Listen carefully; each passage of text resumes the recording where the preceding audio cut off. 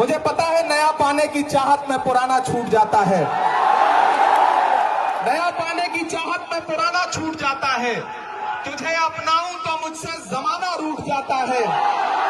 मोहब्बत पढ़ने लिखने में बहुत आसान है, लेकिन मोहब्बत को निभाने में पसीना छूट जाता है। उन्हीं को कातिल कहेगी दुनिया, हमारा ही कत्लेआम होगा। हम ही को कातिल कहेगी दुनिया, हमारा ही कत्लेआम होगा। हम ही कुएं खोदते फिरेंगे, हम ही पे पानी हराम होगा। नहीं, ऐसा नहीं होगा, कभी ऐसा नहीं होगा। कभी ईमान का कुरान का सौदा नहीं होगा।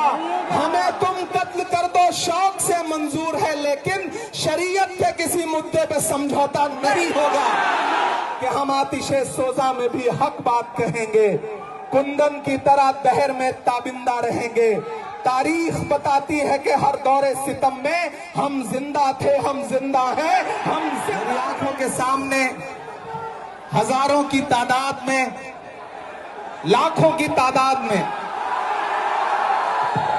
अब थोड़ी देर आप लोग बैठ जाएं, जितना इंतजाम आपने कर लिया थोड़ी देर बैठ जाएं। मुझे इनसे बात करने, मैं आपसे भी गुजारिश करूंगा थोड़ी देर।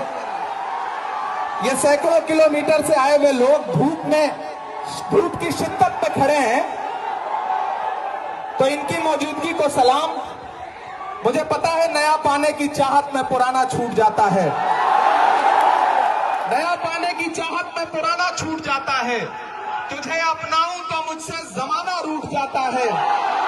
मोहब्बत पढ़ने लिखने में बहुत आसान है, लेकिन मोहब्बत को निभाने में पसीना छूट जाता है। इमारत शरिया के एक बुलावे पर पूरे बिहार, पूरे बंगाल, पूरे उड़ीसा, पूरे झारखंड के कोने कोने से आए हुए अपने हमउम्र साथियों को, अपने बुजुर्गों को सलाम करता हूं। अगली थोड़ी देर आपसे मुखातिब रहना चाहता हूं। दिल्ली में बैठी हुई सरकार एक बिल लेकर के आई है, वक्फ अमेंडमेंट एक्ट। हम ही को कातिल कहेगी दुनिया, हमारा ही कत्लेआम होगा। हम ही को कातिल कहेगी दुनिया, हमारा ही कत्लेआम होगा। हम ही कुएं खोदते फिरेंगे, हम ही पे पानी हराम होगा। हमारे आबाओ अजदाद की दान की हुई जमीनें दिल्ली में बैठी हुई सरकार, दिल्ली का हाकिम लूट करके अपने धन्ना से दोस्तों को देना चाहता है। इसलिए यह बिल लेकर के आया गया है। पूरे मुल्क में इस बिल के खिलाफ एहतजाज हो रहा है। देश की पार्लियामेंट में आपने देखा, हम सारे लोगों ने इस बिल के खिलाफ लगातार लड़ाई लड़ी, लेकिन नंबर उनके पास है, इसलिए यह बिल पास हो गया। अब लड़ाई सड़कों पर लड़नी है। देश की माननीय उच्चतम न्यायालय में, सुप्रीम कोर्ट में यह मुकदमा ऑलरेडी पेंडिंग है, और मुझे पूरा यकीन है कि हमारे देश की सुप्रीम कोर्ट इंसाफ जरूर करेगी। महान बादशाह सिकंदर ने जब यूनान फतेह किया तो जीत का जश्न मनाने के लिए वो शहर की सड़कों पर निकला, तो उसने देखा कि पूरा शहर जश्न मना रहा है, लेकिन एक फकीर इंसान सड़क के किनारे बेसुध होकर के सो रहा है। सिकंदर को गुस्सा आया। सिकंदर अपने घोड़े से उतरा और उस सोते हुए फकीर के पास पहुंच करके गुस्से में उसे जोर की एक लात मारी, और लात मार के कहा कि क्यों रे फकीर, मैंने शहर जीत लिया, शहर जश्न मना रहा है और तू सो रहा है। तो उस फकीर ने उन्नीदी आंखों से सिकंदर की तरफ देखा और देख करके कहा कि शहर फतेह करना बादशाहों का काम है, लेकिन लात मारना गधे का काम है। पिछले 11 साल में इस सरकार ने आवाम को सिर्फ और सिर्फ लात मारने का काम किया, और अब ये बिल लेकर के आए हैं, और उन्हें लगता है कि आप खामोशी के साथ उनके हर जुल्म सितम को बर्दाश्त कर लेंगे।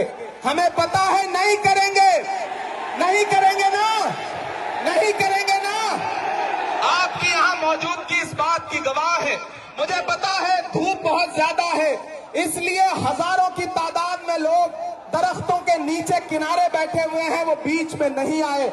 लेकिन फिर भी आज पूरा पटना, पूरा बिहार जाम हो चुका है। लोग लाखों की तादाद में घर से निकल करके आए हैं।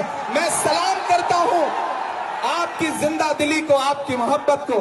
फैसल रहमानी साहब के एक बुलावे पर मैं उनको भी सलाम कर रहा हूं। ये जो नई नस्ल है ये पानी की तरह बह रही है, मैं इस नई नस्ल के बहने को भी सलाम करता हूं। बहुत तकरीर नहीं करनी है, बस इतना कहना है कि नहीं, ऐसा नहीं होगा, कभी ऐसा नहीं होगा, कभी ईमान का कुरान का सौदा नहीं होगा। बिहार वालों, बताना, दिल्ली तक अपनी आवाज पहुंचाना कि नहीं, ऐसा नहीं होगा, कभी ऐसा नहीं होगा, कभी ईमान का कुरान का सौदा नहीं होगा।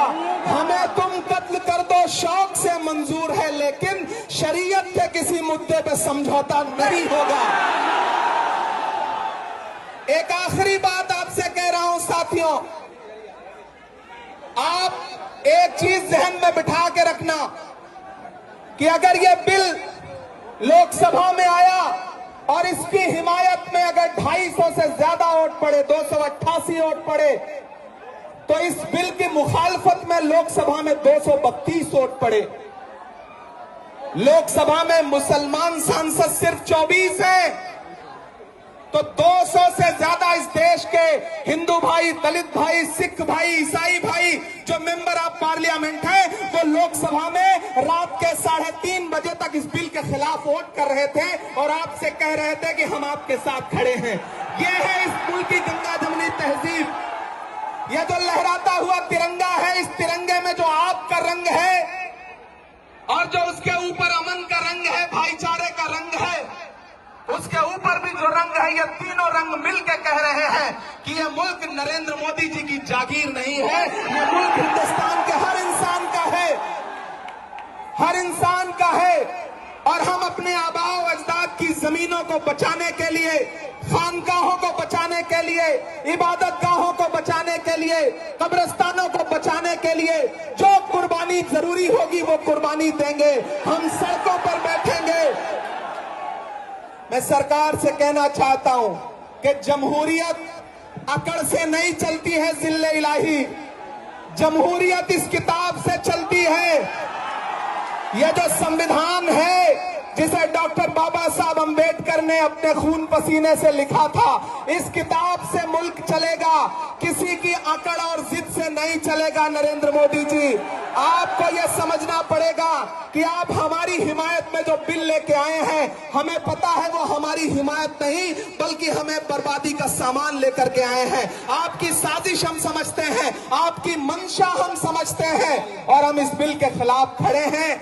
आज यहाँ पटना के ऐतिहासिक गांधी मैदान में बस इतना कह के जा रहा हूं, वक्त बहुत कम है, बोलने वाले बहुत ज्यादा हैं। बस इतना कह के जा रहा हूं कि हम आतिशे सोजा में भी हक बात कहेंगे, कुंदन की तरह दहर में ताबिंदा रहेंगे।